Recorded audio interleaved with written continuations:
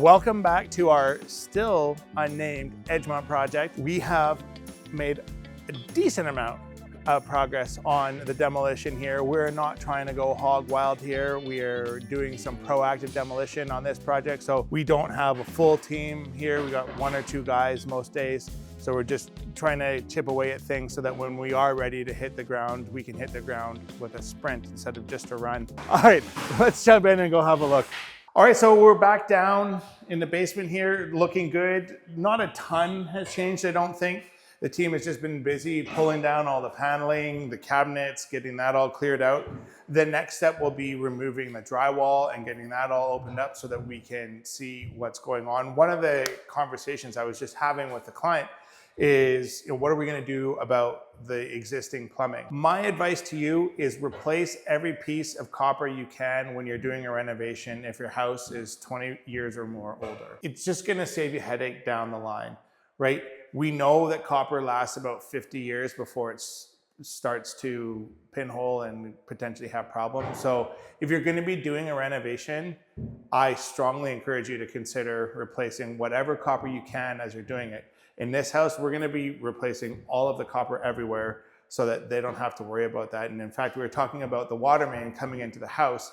And because we're gonna be doing a fairly full-scale renovation here, we're gonna go ahead and figure out how to get a new water main in from the property line to the house so that they don't have to worry about their water main springing a leak sometime in the near future. The other thing that I want you thinking about when you're doing renovations is your drain tile. If you're doing specifically a basement renovation, you need to have your drain tile scoped at a minimum, right? What is the point in spending tens or hundreds of thousands of dollars on renovating your basement, drain tile's blocked and not working well, or the foundation's leaking, right? All that's gonna happen is all of your newly renovated space is gonna get ruined from the water coming in.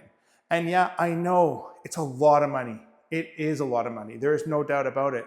But again, what's the point in having all of this beautiful new stuff to look at when one crappy winter day, it rains and you got water all throughout your fresh, hardwood floors, drywall, it gets into your furniture. It's just a mess. Again, just removing moldings, removing trims. This is actually laminate flooring, which is kind of weird to find in a home of this genre and age. So this is gonna come out real fast. Okay, so if you were thinking about pulling up hardwood floors, get one of these big blue wrecking bars. It allows you to get underneath and you have a ton of leverage. It makes it really easy. Well, I shouldn't say really easy, it's still a lot of work, but it makes it much easier to pull up the hardwood floors when it's time to replace them. So big blue wrecking bar, in, down. That's how you get the job done. So in here, the last time we were in here, this still had cabinets and everything in here. That is all gone now. We are gonna be making this all one floor, not sunken. So yes, we're gonna lose some ceiling height in here, but having one uniform floor level is way, way better. Now, an interesting effect that's happened here, and it's just something for you to bear in mind when you're choosing your floor, is this floor that's been exposed to life and living and whatever else. And this is what the floor looked like originally. So no UV, no life, no living. You can see how dark this floor has turned compared to the color it went when it went in. So if you were installing a hardwood floor, really make sure you understand what that wood is ultimately gonna look like. Some woods are very stable, like oak, doesn't really change a lot. All right, and then finally, upstairs, again, all the cabinets are gone, trims are gone, toilet is gone from the primary bathroom. So still need to finish gutting this one down to stud. But again, we are just kind of picking and choosing on this project.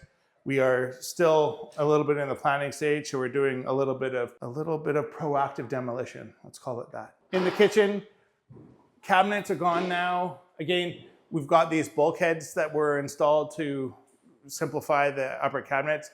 We'll be removing those, and whatever we put in, our cabinets are gonna go to the ceiling, so it gives it more of a elegant feel. Yeah, I mean, we're making really, really good time.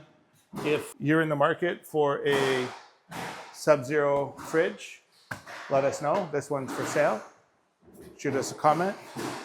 We're in Vancouver, BC though, and I'm not shipping it. And finally, in the old dining living room, all the flooring is up.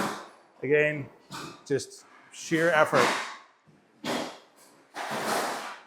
It's just work, man. That's what we do.